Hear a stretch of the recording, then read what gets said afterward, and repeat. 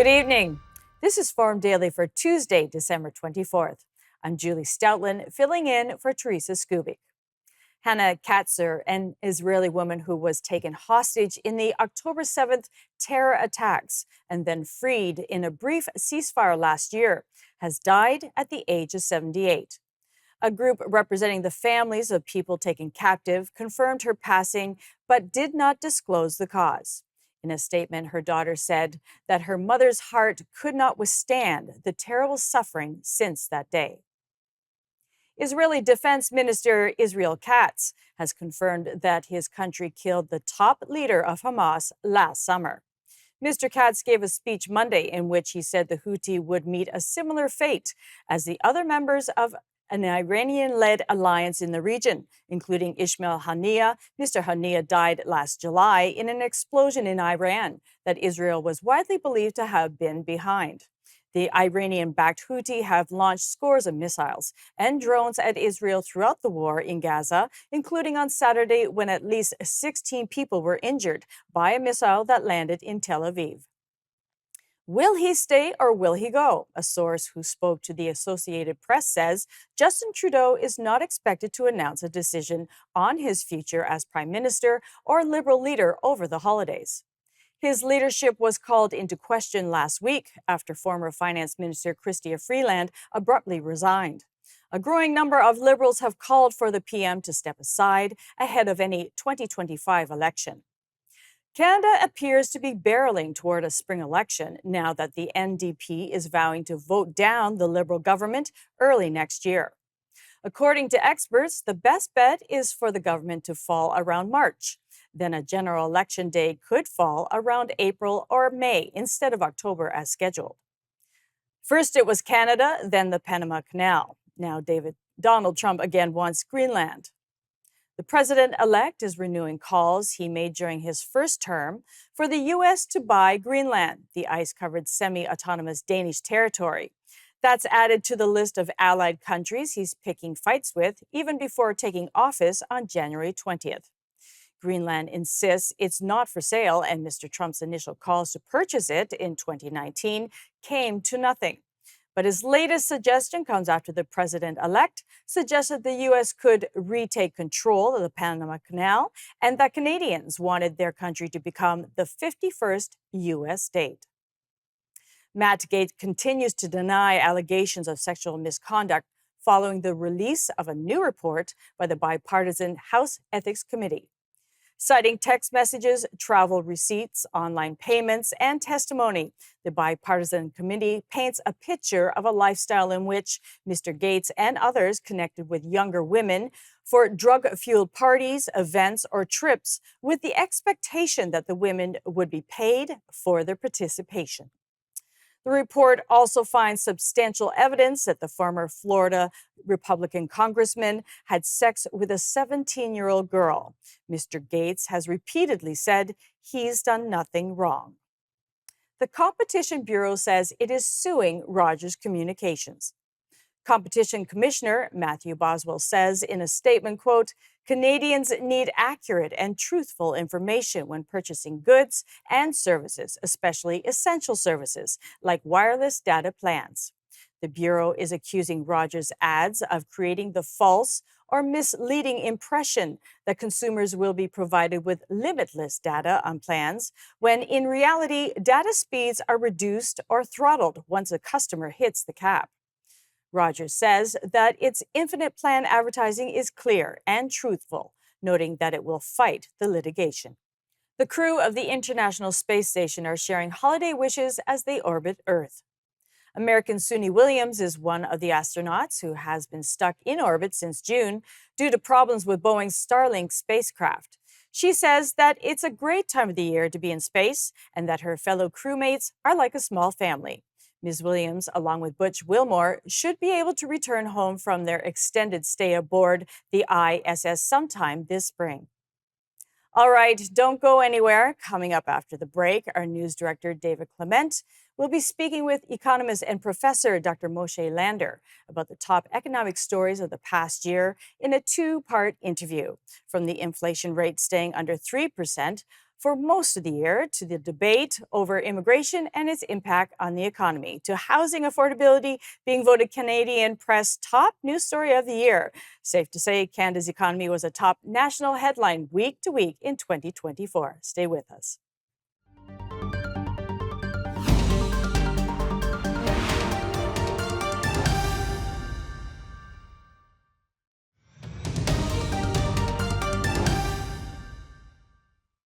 The Canadian economy was, in almost every sense, a top national headline week to week in 2024. The Bank of Canada held its key interest rate at 5% for most of the year, only to drastically start cutting rates halfway through. Inflation stayed under 3% for the year, dipping to 1.9% just last month. Housing, specifically affordability, was the Canadian Press's top news story of the year, and along with that came the growing debate over immigration and its impact on the Canadian economy. Joining me now to discuss these top headlines from 2024 is Concordia University's Dr. Moshe Lander. Dr. Lander, thank you very much for joining us. Hello.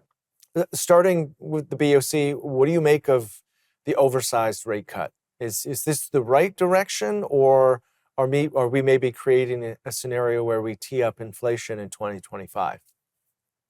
I don't think we're going to see a return of inflation in 2025. Inflation, like you said, has been below 3%. It was 1.9%. Had we not experienced 2022 and 2023, I don't know that this would be a topic, because for the better part of the last 30 years, inflation would move within that 1% to 3% range. Nobody really cared. The Bank of Canada would adjust interest rates as they needed. And while it would cause some pain or some joy for some, depending on the direction, it wasn't a news story. I'm hoping that when we go into 2025, this story will go away, because inflation is not going to take off, at least because of the Bank of Canada's decisions. There might be other looming issues on the horizon that might cause it, but it's not the Bank of Canada. They've done everything that they were supposed to do. I would take exception with their 50 basis point cut at their last meeting. I would have maybe done 25 basis points and held onto that extra quarter of a percentage point into next year. But if they want to use it now, it's just a timing issue more than a quantitative issue. Do you think that maybe limits the options available to them in 2025? That's exactly why I would have held on to it. It does limit their options. And if the economy does slow, if there's tariffs, if there's all kinds of other issues that surface, they maybe have one full percentage point worth of cuts left. How they want to portion that out, say 25 basis point cuts, that's entirely up to them. But yeah, it would have been nice if they had 1.25 percentage point cuts. Yeah, a little more of a path to accommodate. What about the dollar? How does this impact the Canadian dollar? I mean, last week, the dollar significantly dipped. Is this something that's going to continue to devalue the dollar? And where do you see this going in 2025? It could. It was one of the main causes of the dollar falling through the year when the Bank of Canada diverged from the US Federal Reserve on interest rate cuts. The falling dollar was the natural consequence of that. The Fed will at some point get around to cutting interest rates. They will slowly converge on Canada. Like I said, they only have 1 percentage point left really to cut. So the Fed has more room to cut, which means they will come down to our level or around our level. The dollar will strengthen then on that particular news. But remember that in Canada, we have a flexible exchange rate. It goes up, it goes down. 15 years ago, we were talking about how our dollar was stronger than the US one. Yeah. And about 25 years ago, 2 hockey teams left this country, at least in part because the Canadian dollar was so low. There are a bunch of people in Quebec and Winnipeg who are feeling the pain with that comment. I mean, you mentioned leaving the country, the dollar. What about tariffs? I mean, we don't know whether or not that issue will be resolved prior to January 20th. But what is the impact of 25% tariffs across the board if Donald Trump follows through?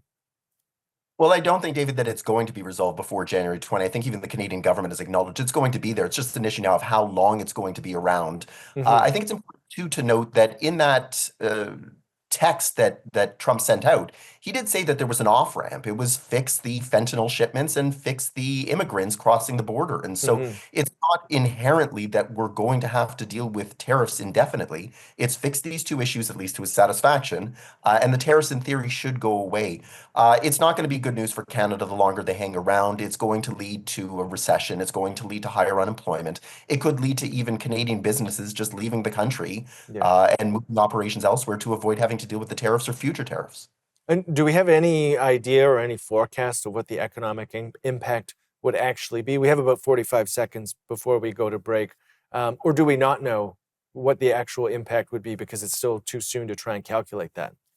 Yeah, we don't know. It depends on how long those tariffs last. The thing that we do know is that the GDP figures for October came out earlier today. It was a 0.3 percentage point growth, which is Mm. good, but it means that we really are teetering near a recession. So I would assume that the broad generalization is it's going to lead to a recession. Yeah, yeah, the straw that breaks the camel's back. We do have to go to commercial, but when we come back, I want to talk housing and immigration because, at least politically, those two topics have overlapped in terms of the national debate on both. So stay with us. We will have more when we come back right after the commercial.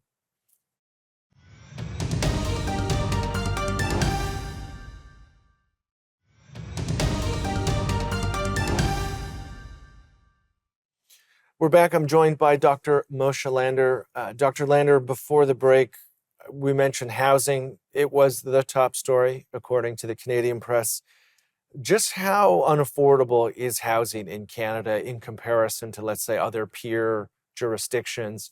And what are the main factors at play here that's created this problem and had it last for so long? You know, the rough rule of thumb was that you should be spending about a third of your income on housing. I think most Canadians will now say that they're spending closer to 40, 50%. Hmm. And you'll find anecdotal evidence, particularly in really messed up markets like Toronto or Vancouver, where you could hear as much as 90% of their Yeah. disposable income being spent on housing. So it's clearly an issue, and it's been an issue that's been increasingly problematic for years and years now. It's not something that just surfaced in 2024. I think maybe things finally came to a head here. The biggest problem at the end of the day is it's a mismatch between supply and demand. When we talk about housing unaffordability, there are people that are buying these homes, right? So there's not a stock of housing that's going unsold.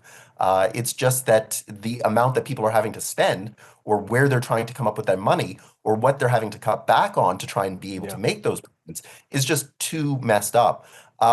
A lot of that problem does not rest with the federal government. It doesn't even rest with provincial governments. It mostly rests at the municipal level where housing is their jurisdiction. Hmm. If they create more liberal zoning laws, if they allowed for home builders who are anxious to put shovels in the ground to actually mass produce, I think a lot of this problem would go away. It's just that there's a NIMBY sort of attitude among homeowners, where in Canada we were told owning a home is the greatest thing you can aspire to, and Yeah. it's their biggest asset, if not their pension. And so what they do is they lobby local governments, don't create liberal zoning laws in my neighborhood, find somewhere else to do it. And of course, nobody ever agrees to their neighborhood being the destination. We might be crossing from the economic to the political a little bit with this one, but is there a role to play for either the federal government or the provincial government to try and combat that NIMBYism?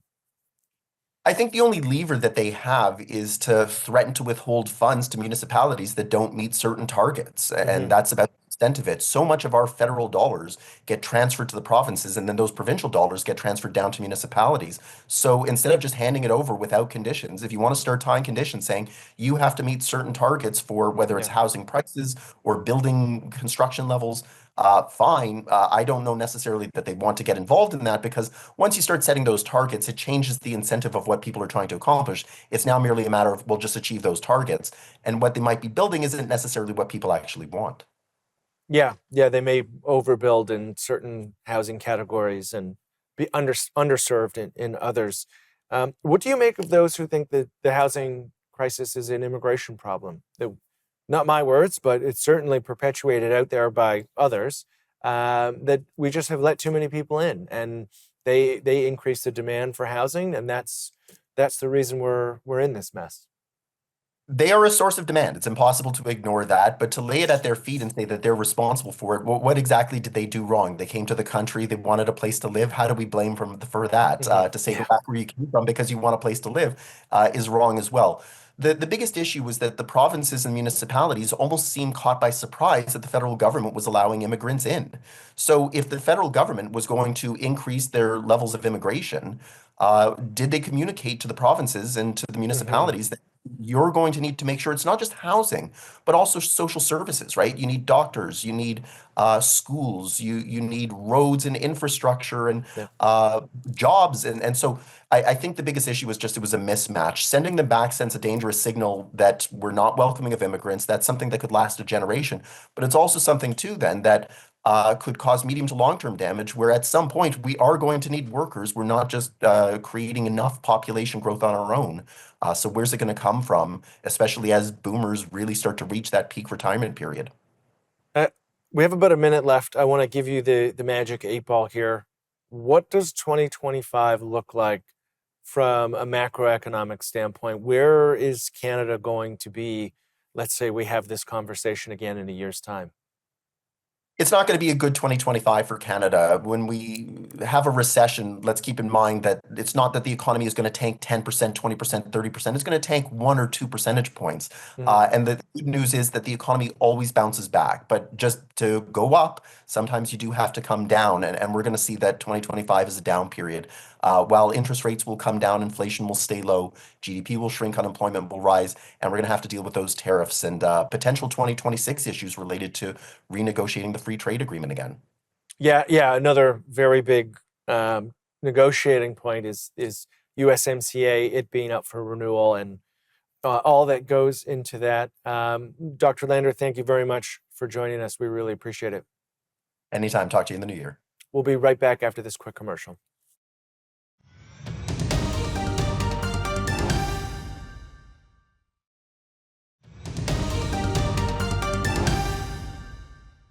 Canada has ranked the 19th richest country in the world in HelloSafe's 2024 World Prosperity Index. The index ranked 186 countries, according to economic, social, and environmental development indicators. It aims at going beyond rankings based solely on GDP or GNP. We were joined by Nishta Mohammed, HelloSafe's SEO and content manager for Canada, to unpack this data and what it means. Often, when we think of rankings like a prosperity index or list of the richest countries, the focus is solely on the GDP, essentially how much a country produces economically. But prosperity is about so much more than just the economic output. So that's where the Hello Safe Prosperity Index stands out. We take a broader approach, combining 6 key indicators to provide a more complete picture of how well a country is doing, both economically and socially. So I'm just going to quickly run you through the key indicators that we've used: the GDP, the gross national income. So this looks at the total income earned by the residents, including money that's coming from abroad, so thereby giving us a fuller view of resources available to the citizens. And then we have the national savings rate, which is essentially a country's income which is saved rather than spent, reflecting the economic stability. And the Human Development Index. So this is essentially the life expectancy, the access we have to education, healthcare, etc. And the Gini coefficient, which measures the economic inequality, income inequality, and the poverty rate. So each of these indicators have been carefully weighted to reflect the importance of the overall prosperity. For example, GDP has been given 30%, Gini coefficient and the HDI have been given 15 and 20%. So thereby, our approach is essentially to ensure that the index doesn't just focus on a country's wealth, but also on how that wealth is experienced by its people. So let me just move on to the findings of the index itself. So the results of our prosperity index show that the top 20 most prosperous countries are largely dominated by European countries, with Luxembourg leading in the front, followed by Norway and Ireland. And making also to the top 20 is the United States, Canada, and France at the 18th, 19th, and 20th positions, respectively. Now, if I may go into Canada's findings itself, specific to Canada in terms of the index. So we're not too bad when it comes to the GDP. We're at the 18th position. So it shows that Canada's economy is quite productive compared to most countries. We benefit a lot from resources, exports like oil, and our strong service sector especially. But compared to high-income countries, there is still room for growth, especially in diversifying our economy. And then with respect to the GNI, we come at around a 22nd. This is essentially lower than our GDP ranking because not all profits made in Canada go back to Canada, because they're made for foreign-owned companies wherein the profits go out of the country itself. And then we have the Human Development Index. So this is a real strength for us because it reflects we are at the 16th position. It reflects how good we are at ensuring people have access to education, living longer, and earn decent incomes. So it is one of the reasons why Canada is seen as such a great place to live in, and a lot of people migrating to. Where we are probably not too good is the Gini coefficient, which is we're the 54th. Because unfortunately, this highlights that income inequality is a big issue in Canada. We've seen that with the rising housing costs and uneven wealth distribution, essentially across regions. And these are key challenges that we need to address. And then the poverty rate, we're at 16th. We're doing not too bad here, thanks to our social welfare programs and provincial healthcare. But poverty is still an issue in marginalized communities and urban areas with a high cost of living. Because it's a combination of factors, we can safely say that, yes, we shine in personal freedoms like press freedoms and societal trust, but our economic productivity and healthcare outcomes aren't as competitive as maybe other G7 countries like Germany or the US. And if I had to point out what it means to regular Canadians in terms of strengths, I think there is a possibility of good quality of life, and we have robust democratic institutions, which are huge advantages. But on the flip side, we do lag in areas like economic productivity, and in terms of healthcare outcomes, we're still lagging behind several European countries. For example, the amount that we have to pay for housing is just enormous as compared to someone who earns the same amount of money in, for instance, say Europe, in fact, much lesser.